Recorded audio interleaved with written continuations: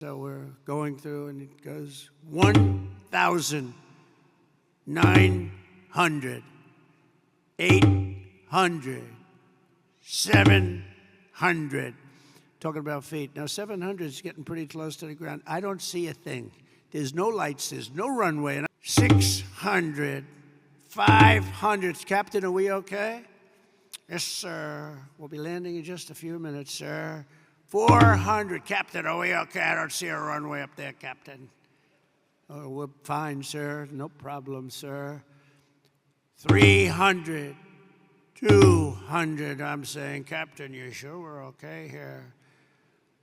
And he said, we're fine, sir. And then, boom. You know, since my inauguration, service members stationed throughout this region have terminated 83 major terrorists operating across Iraq, Syria, and Somalia, including the #2, just recently, global leader of ISIS.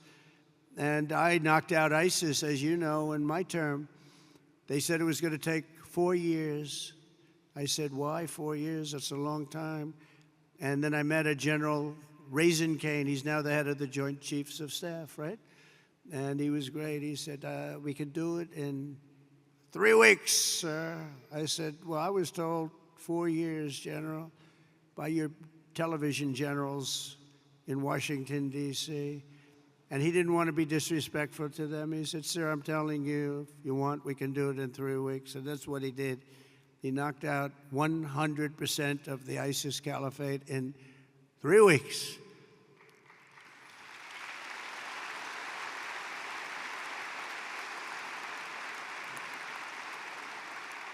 Should I tell you a little long, boring story about that?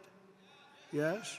Okay, some of you have heard it because it's sort of a cool story, but I was wondering why we couldn't defeat, ISIS. We have this great military, all these great jets that we have new all over the place, the best in the world, the fastest, the best. And I went out and I said to a certain general in Washington, D.C., a television general, not much of it. There's a real general on television. You have the television guys and you have the real generals. And I said, General, how long will it take us? Because it doesn't make sense. We're spending a lot of money on defeating ISIS, and they don't have great equipment. They, in many cases, don't even have equipment. They're vicious, and they are good fighters. We always have to respect that. Sir, it'll take at least 5 years, sir. I said, 5 years? That's a long time. You mean we have jets, they have knives, and it's going to take 5 years? Yes, sir. I said, I don't really believe that. So I did something that I've never done before. I said, I want to go to Iraq, and I want to meet with the people in Iraq because maybe they're different, but I couldn't understand how a large and powerful terror group could last so long. And so I scheduled a flight, meaning I left at 3 o'clock in the morning. It was pitch black. We left very, very under guard. We traveled through Washington, D.C. There was nobody around. Got to the hangar at about 3:15. Air Force One was waiting for us. Pilots, best-looking human beings I've ever seen. Even better looking than Tom Cruise, and he's a friend of mine, okay? These guys were central casting, and they could also fly. And we headed out about 3:30 in the morning, pitch black. We headed for Iraq. And nobody knew I was going, nobody. And we're flying, and we're starting to get close. And they come to see me, and they say, sir, we have a problem. What? We're flying over enemy territory very soon, sir. Could we please turn off your lights? I said, my lights? We're flying in Air Force One. We just spent trillions of dollars on fighting, and you can't fly in with lights on? No, sir, it's very, very dangerous out there. So I said, obviously turn them off. Then he comes in addition to the lights, we want to turn down the shades. So I said, you mean not even shades? Okay, we turn down the shades. Then I said, I want to go upstairs. This is 747, 2 levels, beautiful plane. Just ordered new ones, by the way, beautiful new ones. And Boeing just, by the way, did the biggest order in the history of Boeing. Just did with your beautiful territory right here. They ordered, I think, 160 planes. I think it's the largest order ever. But I go up to to see the pilots, because I love sitting with the pilots. I admire their skill. I really do. And amazing, especially at a certain level. And when you fly Air Force One, supposedly you're the best pilot. So I hope that's true, by the way. But it seems to be. I have no complaints. We land, it's like always landing like glass. I've had pilots where when you land, it's not a pretty picture. In fact, you admire the plane so much for being able to keep apart. You know, I mean, sometimes I land with some of these guys. You're bouncing down the runway. I'm saying these planes are amazing that they don't crack up. But these pilots land, I mean, and the 747's a hard one to land, but they're great. So I go up, I see the pilots, I say, "Hi, Captain." The guy's a handsome guy. We've got a blonde flat top. I'd like to have a flat top like that. I don't know if the hair's good enough for that. I don't think so. I don't think I'm going to try it either. But perfect person, and I look at the right, he's perfect. Everybody was perfect. I like perfect human beings. I said, "How are we doing, Captain?" "We're doing fine, sir. We'll be there in half hour, sir." I said, "They want the lights turned off, Captain." And they do, "Yes, sir, they're doing the right thing." "Oh, that's great, Captain. It's great." So now we're 15 more minutes, and all of a sudden, and most of you know the sound because that's what you do, but you have the computer voice, a beautiful voice where it says 1,900. They're talking about feet. So when you're in the big planes and sophisticated planes, the voice comes on, and I'm sitting back there watching them fly it beautifully, and I'm still not 100% happy with the statement that he agrees that the lights should be turned off. I would have preferred that he said, "No, there's no problem." But that's not what he said. So we're going through, and it goes 1,900, 800, 700. Talking about feet. Now, 700 is getting pretty close to the ground. I don't see a thing. There's no lights, there's no runway, and I've done this a lot, and I always see the runway in the distance. I have fairly good eyes. I'd say for my age, extremely good eyes. And I don't see a runway. 600, 500. "Captain, are we okay?" "Yes, sir. We'll be landing in just a few minutes, sir." 400. "Captain, are we okay? I don't see a runway up there, Captain." "Oh, we're fine, sir. No problem, sir." 300, 200. I'm saying, "Captain, you sure we're okay here?" And he said, "We're fine, sir." And then, boom, just lands that thing so beautifully, and I see they had no light, they had no nothing. I don't know how the hell they do it, okay? All I know is we landed and for him it was routine. And I'm trying to pretend I'm cool as a cucumber. You know, I'm your president. I'm supposed to be cool as a cucumber. And I'm like, I'm not happy. But after we land, I actually went to my people and I said, "I want to ask you a question." I did a very brave thing just there.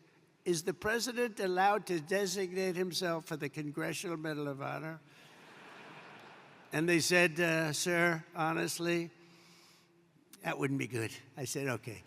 So anyway, we get it. I kid. I have to say I kid because the fake news is back there, and they'll actually, no, it's true. And they'll say that the president wanted to give himself the Congressional Medal of Honor, and he was talked out of it by his staff. So anyway, I get, the door opens, we have a platform, and I look down, and I see these are all specimens, just like you guys are all perfect people. And I'm seeing a couple of generals, a couple of staff sergeants and drill sergeants, but everybody's like from a movie. I met another general, I met a colonel, I met a sergeant, they said, "Sir, would you like to rest?" I said, "What do you mean rest? I've been resting on the plane. I don't want to rest. What do I have to rest for?" He was thinking about Biden to come, okay? Biden would have rested the entire trip. First of all, he wouldn't have made the trip. But if he landed, he would have been rested for about 5 days before he had the first meeting. I said, "No, let's go have the meeting because I want to find out what's going on over here. We're spending a lot of money, and people are being killed. I want to find out why it's taken so long, so let's go right away." So we went to almost like just a very secure room that was in the form of a boardroom. Very professional, however. It was very highly sophisticated with the equipment. Best you can buy. We have the best you can buy all the time. But I went into the room and I said, "General, so they tell me in Washington it would take 4 to 5 years to defeat ISIS. And I want to know from you, is that true? Or is that no, sir.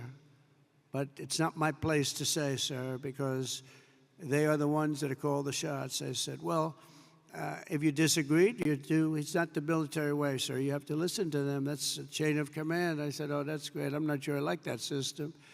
But how long do you think it would take you if I gave you total authority to go in and knock the hell out of them?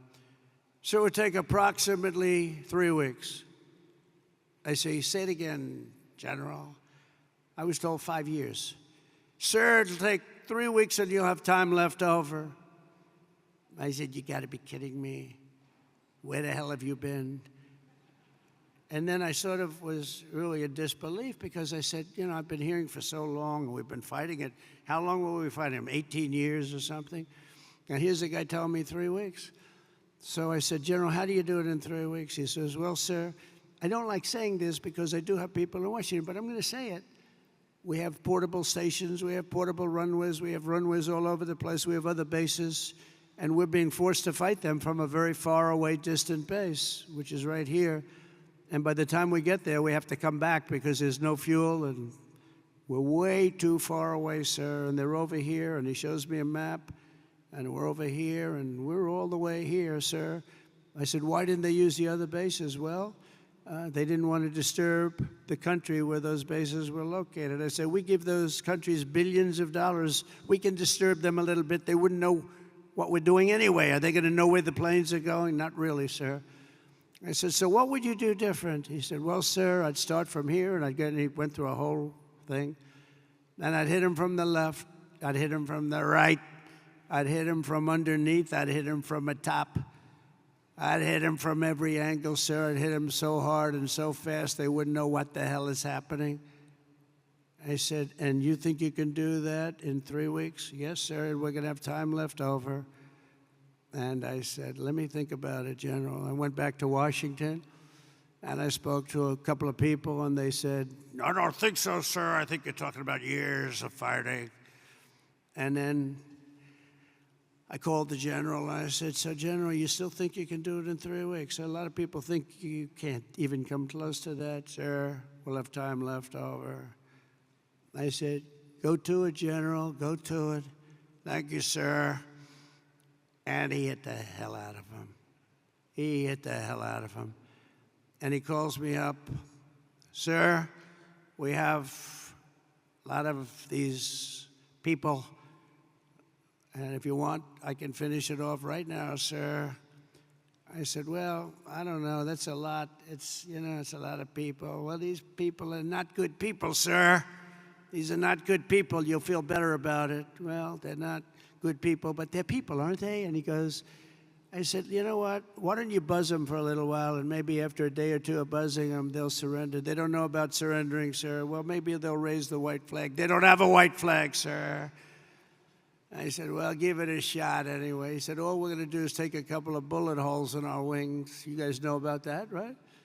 And I said, well, let's give it a shot. And he calls up and says, let me do the job, sir. I said, all right, do the job. And we defeated 100% of the ISIS caliphate in just a very short little period of time, totally different from what I was told in Washington, D.C. by a bunch of frickin' losers, okay? Losers.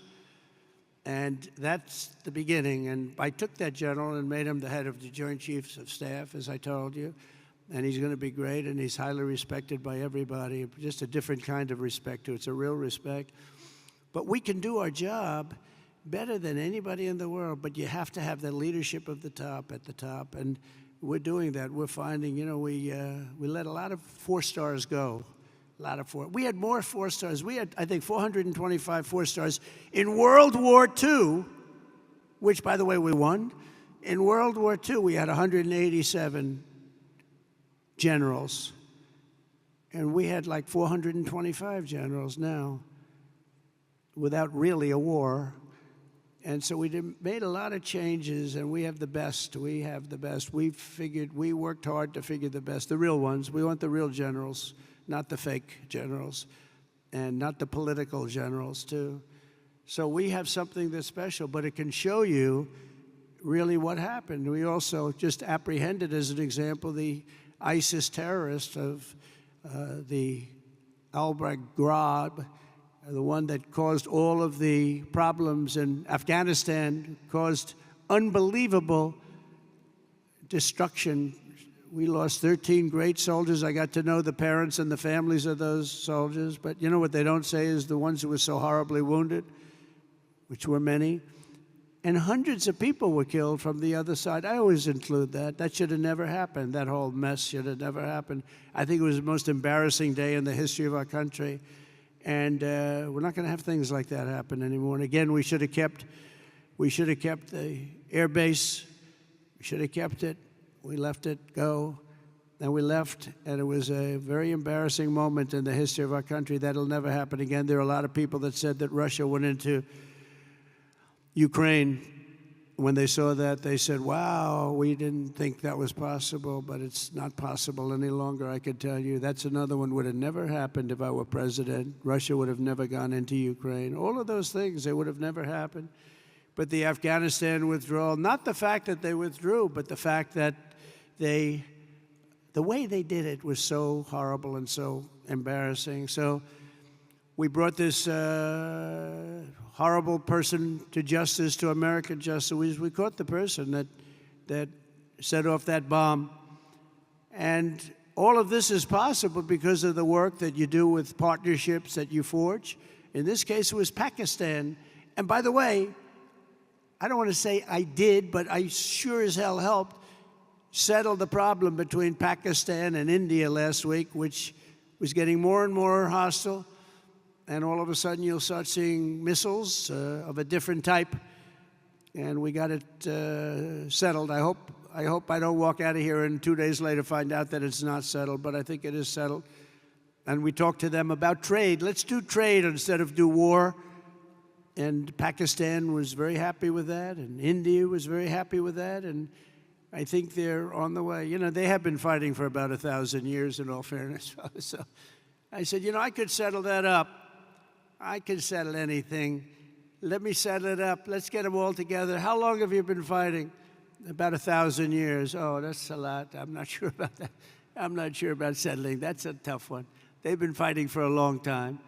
But we got that settled. Everybody was very happy, I'll tell you. That looked like it was really going to be escalating out of control. But with us today is the first sergeant of the 379th Wing, Master Sergeant Patrick Elders. Patrick, wherever you may be. Where are you, Patrick?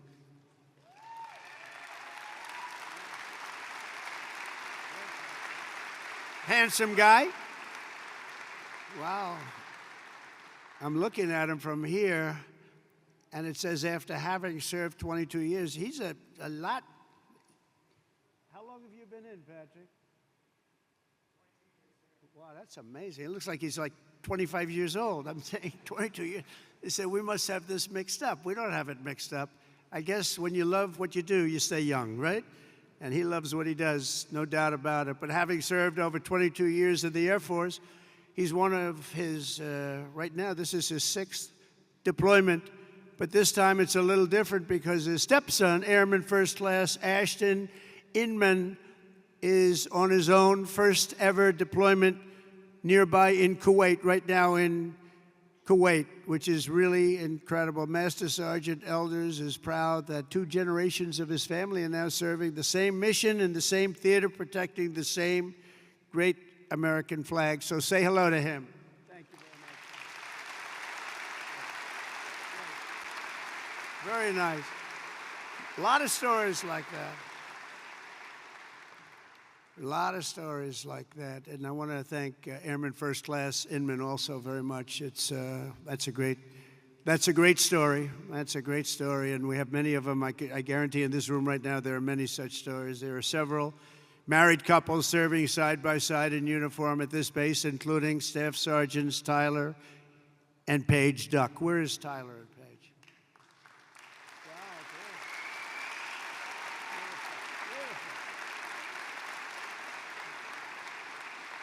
For years, they grew their relationship while Paige was deployed in the UK and Tyler was halfway around the world at Joint Base Elmendorf, Richardson in Alaska, conquering a 14-hour time difference. That's a lot of time difference. And Now they're together at Al Udeid, and it's really great. So Staff Sergeants, congratulations. It's fantastic. The American people never forget that our service members and their families make incredible sacrifices each and every day so that all Americans can be safe and be free, and we love our amazing military families. Our military families are as good as you can get.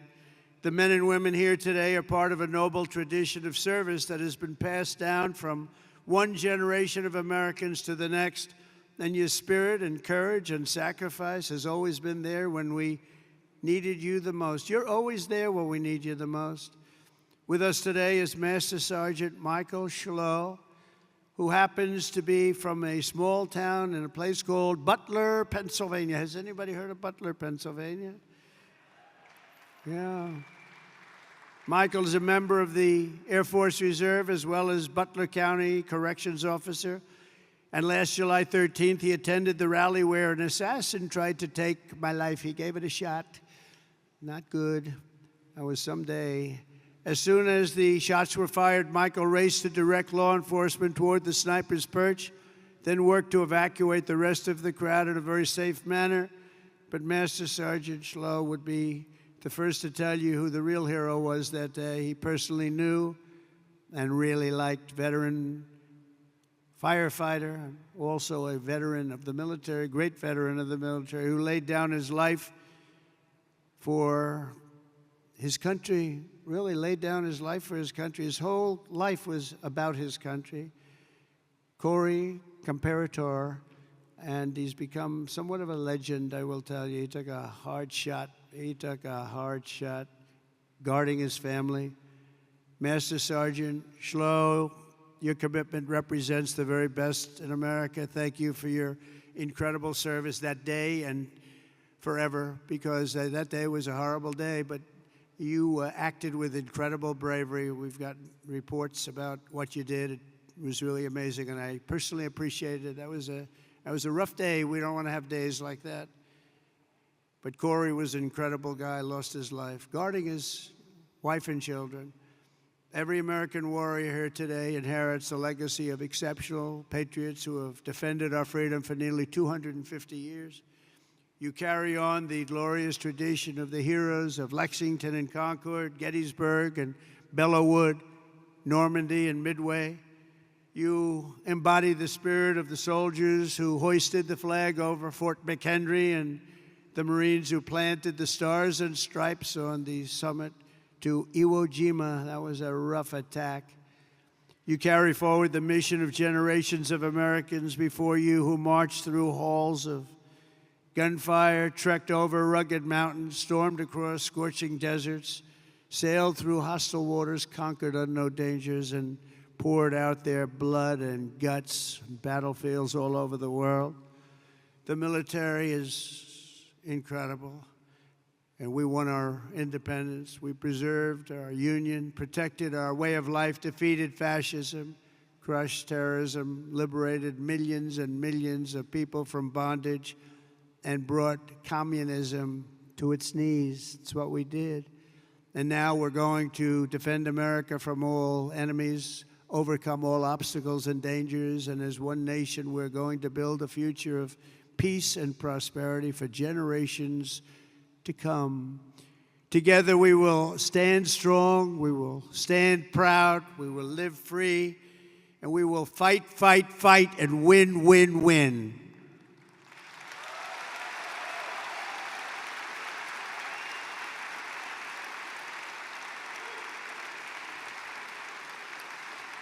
So my trip is 4.5 days, but this is the one I was so looking forward because I'm with the people that I really love and respect. And we love and respect you. This is what you're doing, the service you do for your country. You keep us safe. There is no more important profession. And I was so proud to see those reports coming in just a few days ago saying that the enrollment is at the highest level ever, especially when I had to suffer running against a group of people that were very inappropriate, where they allowed that reputation of what you stood for and what you stand for to deteriorate to a point where we weren't able to recruit. So just remember this, you have a job now. that everybody wants. Everybody wants to be doing what you're doing. It's a special job, and I'm so proud. When I saw those numbers come across the board that we set the record for enrollment in the military, and we took that from the exact opposite just 6 months before. I was very, very proud of that. We have a great country. We have a proud country. We have a country that's respected all over the world. And as I said before, a year ago we were laughed at, but nobody's laughing at our country anymore. We're the most respected country anywhere in the world. And thank you very much, and enjoy your lives, and God bless America. Thank you very much. Thank you.